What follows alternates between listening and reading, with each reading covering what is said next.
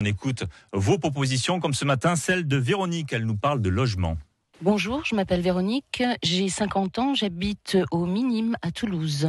Ma proposition pour le logement consisterait à taxer les multipropriétaires pour éviter la spéculation et l'enrichissement personnel et permettre aux locataires d'avoir plus d'accès à des logements et à des maisons et ne pas être cantonnés dans du logement concentrationnaire.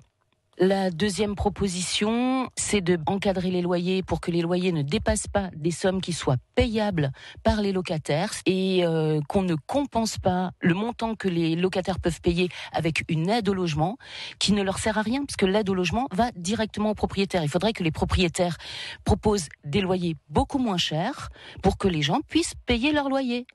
Avec nous en studio, Annabelle Borgo, bonjour. Bonjour, merci de me recevoir. Vous êtes la cofondatrice d'Octo-Imo, une société de gestion immobilière à Toulouse. On vient d'entendre Véronique. Déjà, une première question pour faire un petit état des lieux sur les prix des loyers sur l'agglomération toulousaine. Ils sont trop élevés aujourd'hui ? Alors, les prix des loyers sur l'agglomération toulousaine restent assez élevés, particulièrement sur le centre de Toulouse, dans l'hypercentre de Toulouse. Mais cela est dû justement, comme parlait Madame Véronique, à une problématique aussi sur l'encadrement des loyers. Ça veut dire qu'il y a plafonnement des loyers à Toulouse aujourd'hui ? Alors, en fait, il y a ce qu'on appelle l'encadrement des loyers. Ce n'est pas comme Paris où il y a des loyers médians à respecter, mais à Toulouse, on ne peut plus, entre chaque locataire, augmenter un loyer, sauf si on prouve avoir fait des travaux, et encore c'est assez encadré, ou alors en augmentant avec l'indice qu'on appelle l'indice IRL, qui en fait suit l'inflation à Toulouse. Alors plafonner, c'est-à-dire mettre un loyer médian comme à Paris, ça serait une bonne idée pour l'agglo toulousaine ? Alors finalement, le marché de l'immobilier est un marché qui se régule assez bien entre l'offre et la demande. Il faut savoir qu'à Toulouse, même si pendant l'été c'est des périodes où la location se fait très rapidement, il reste quand même des périodes de l'année comme actuellement, comme en mars ou en avril jusqu'en mai, où le marché se régule automatiquement. Véronique parlait des multipropriétaires. Il faudrait les taxer en France. 24% des ménages détiennent 68% des logements. C'est-à-dire qu'une seule personne peut posséder plusieurs logements. C'est un problème, ça, sur le marché de l'immobilier, ça ? Alors, actuellement, il faut savoir qu'il y a déjà l'impôt sur la fortune immobilière. Donc, les copropriétaires sont taxés si leur bien immobilier excède 1,3 million d'euros. De ce que je constate par rapport à notre portefeuille de gestion, finalement, les multipropriétaires, ce sont souvent des multipropriétaires qui détiennent un patrimoine de famille et qui n'essayent pas ils l'entretiennent, mais ils n'essayent pas de l'augmenter à tout prix.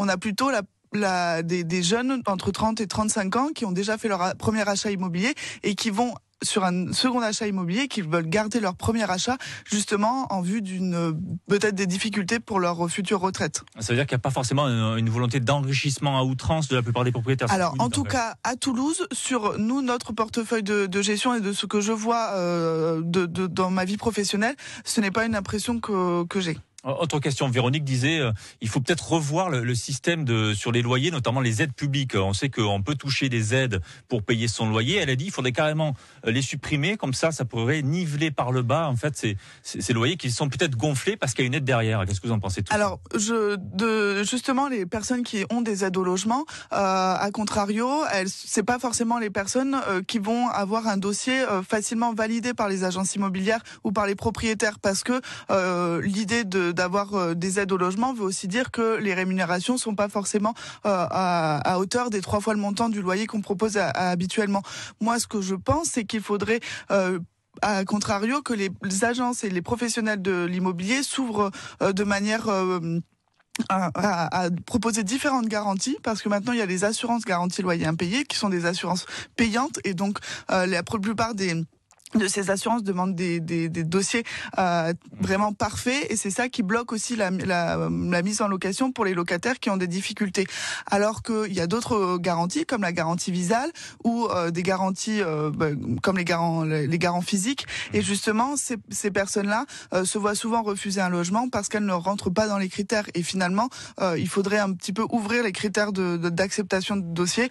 Après les personnes qui ont des aides au logement, c'est des personnes qui en ont besoin. les enlever, ça voudrait dire que les personnes qui n'ont pas forcément besoin de ces aides-là en bénéficieraient aussi grâce à une baisse des loyers. Merci Annabelle Borgo pour cet éclairage ce matin sur France Bleu, sur France 3. Je rappelle que vous êtes cofondatrice d'Octo-Imo. Oui, je suis venue avec la petite mascotte. Une société de gestion immobilière à Toulouse. Merci d'être venu. Bonne journée. Merci à vous. Au revoir. Merci beaucoup Mathieu Ferry. Rendez-vous évidemment retrouvé sur francebleu.fr.